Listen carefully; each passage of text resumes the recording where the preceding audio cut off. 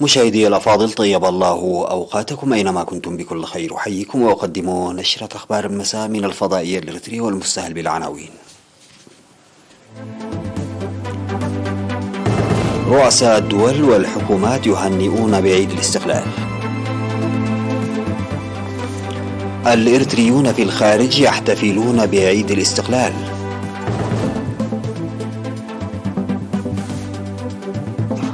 إصابة مواطنان 2 بفيروس كورونا اليوم. مقتل 31 شخصا على الأقل في تدافع في حفل خيري بجنوب نيجيريا. اليساري غوستافو بيترو يتصدر نتائج الانتخابات الرئاسية في كولومبيا. ارتفاع عدد قتلى السيول في البرازيل.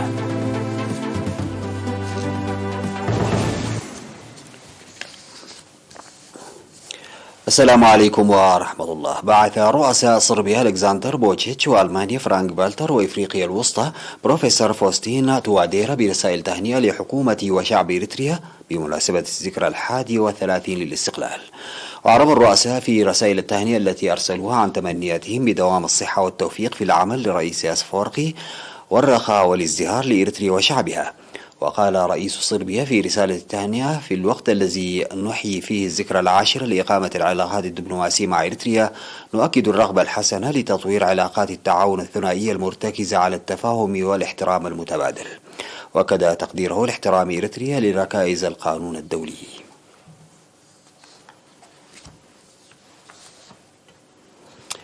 احتفل الإريتريون في الكويت وكينيا والدنمارك وألمانيا بعيد الاستقلال.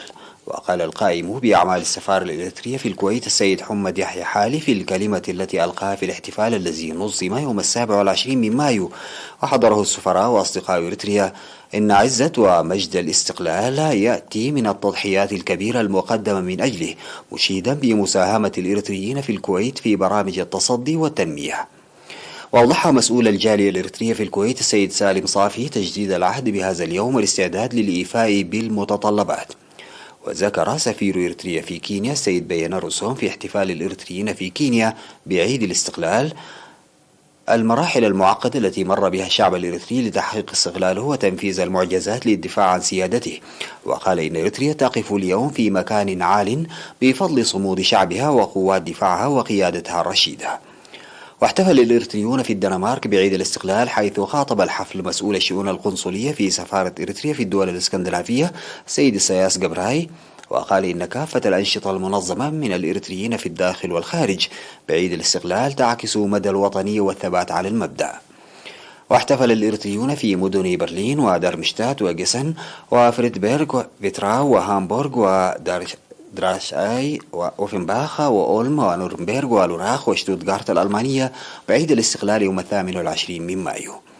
خاطب الاحتفال في برلين القائم بأعمال السفارة الإريترية في ألمانيا السيد يوهانس ويلدو وسكرتير اللجنة الوطنية في ألمانيا السيد موسى السهية موضحين مضمون الاستقلال.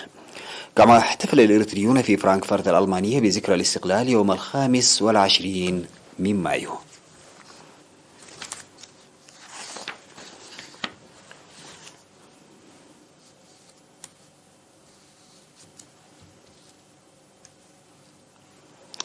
أعلنت وزارة الصحة بأن الفحوصات المخبرية التي أجريت اليوم في الإقليم الأوسط أظهرت إصابة مواطنين 2 مما يتمنى بفيروس كورونا.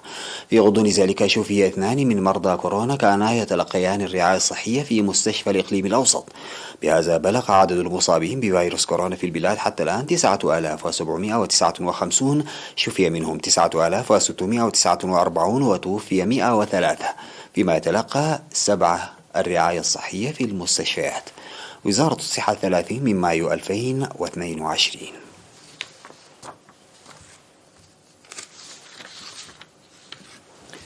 قال مسؤول مركز العلاج الطبيعي في مستشفى أوروت المرجعية السيد جبرهو التخلي إن المركز يقدم من خلال المعدات الحديثة الموجودة خدمات جيدة. وأوضح أن النتائج التي تحققت في تطور الخدمات هي نتاج المعدات المتطورة التي أدخلتها وزارة الصحة أعوام 2005 و2013 و2022، إضافة إلى المهنيين الذين خرجتهم كلية العلوم الصحية. وذكر إن المركز يقدم يوميا الخدمات ل200 مريض من الكبار والأطفال، وإن أغلب الخدمات تقدم في الشلل الناجم عن ضغط الدم والسكري والأعصاب وآلام الظهر والأطراف والمفاصل والعضلات، وإن نسبة الشفاء تصل ل 52% والتحسن بنسبة 43%. وأشار إلى أن المعدات الحديثة التي أدخلتها وزارة الصحة والمهنيين التأهيليين سيساهم في توسيع الخدمات في البلاد عامة. وأوضح أن أكثر من 400 طفل يتلقون الرعاية الصحية في المركز ولدوا بالإعاقة الجسدية والذهنية.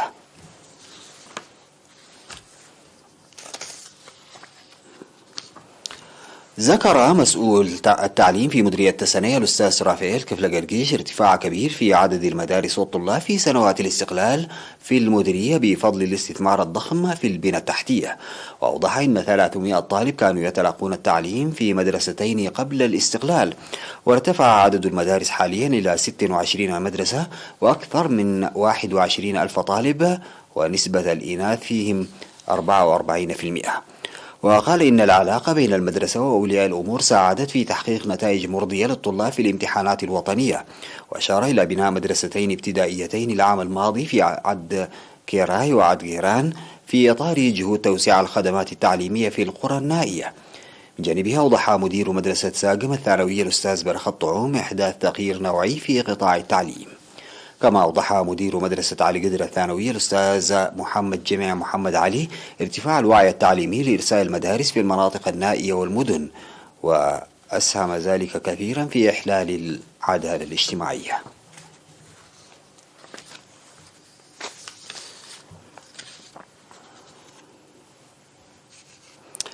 استشهد يوم 28 من مايو المناضل إرمياس دراماريام الذي كان تحت رعاية وزارة العمل والرعاية الاجتماعية عن عمر بلغ 64 عاما جراء مرض ألم به. التحق المناضل إرمياس دراماريام بصفوف قوات التحرير الإريترية عام 1974 وخدم بتفان في القوات المقاتلة. المناضل إرمياس متزوج وأب ل7 أبناء، وقد وري جثمانه الثرى عصر يوم أمس الأحد 29 من مايو في مقبرة الشهداء بأسمرة. وتعرب وزارة العمل والرعاية الاجتماعية عن بالغ حزنها لاستشهاد المناضل إرمياس دراماريام، وتقدم تعازيها الحارة لأسرته ورفاقه.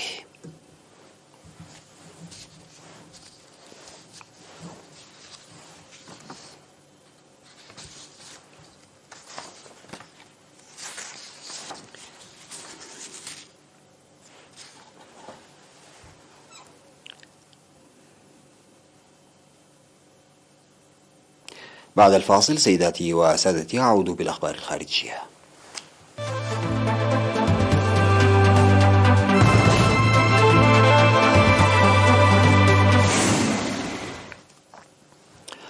قتل 31 شخصا على الأقل في تدافع في جنوب نيجيريا خلال حفل خيري في ملعب رياضي حيث كان يوزع الطعام حسب ما أفادت الشرطة.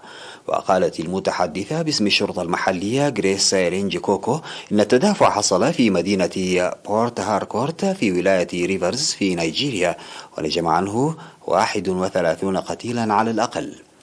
ووصف شهود عيان حالات تدافع هوجاء أجبرت الأشخاص الذين كانوا يحاولون الوصول إلى المدخل على التراجع. وأعلنت الشرطة أن تحقيقا فتح في الحادث.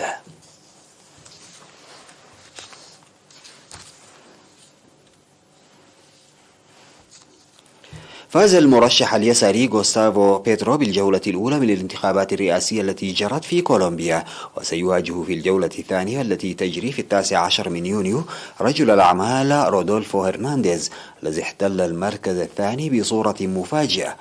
وأظهرت إحصائيات مكتب التسجيل الوطني حصول بيترو على 40.3% من الأصوات بعد فرز 96.2% من صناديق الاقتراع. وكان بيترو عضوا في حركة M19 المتمردة، وقد تعهد بإجراء تغيير اقتصادي واجتماعي عميق. وتصدر بيترو باستمرار استطلاعات الرأي العام نتيجة تعهداته بإعادة توزيع رواتب التقاعد وعرضه الالتحاق بالجامعات العامة بلا رسوم ومكافحة التفاوت الطبقي العميق. قالت الحكومة البرازيلية أن أكثر من 100 شخص فقدوا أو تأكدت وفاتهم في البلاد نتيجة انهيارات طينية وسيول نجمت على الأمطار الغزيرة واكتسحت عدة أحياء وبلدات في شمال شرقي البرازيل.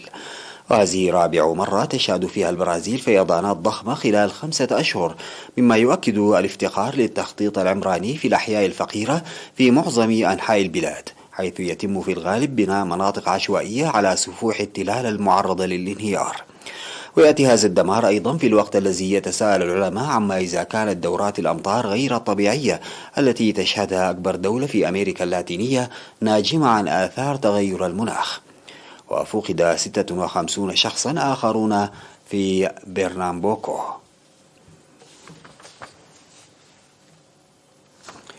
ذكرت قناة SRF السويسرية أن حريقا كبيرا اندلع في مبنى صناعي في شبرايتنباخ خارج زيورخ. وقالت القناة إن فرق الإطفاء تنتشر في الموقع بأعداد كبيرة، وأضافت أنه يمكن رؤية عمود كبير من الدخان من مسافة بعيدة.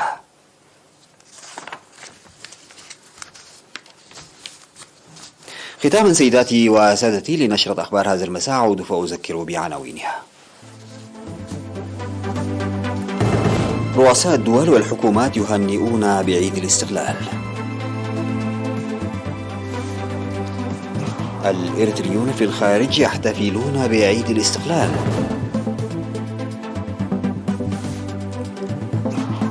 إصابة مواطنان بفيروس كورونا اليوم.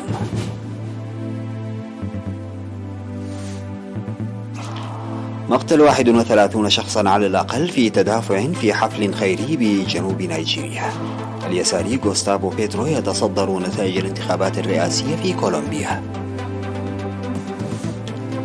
ارتفاع عدد قتلى السيول في البرازيل.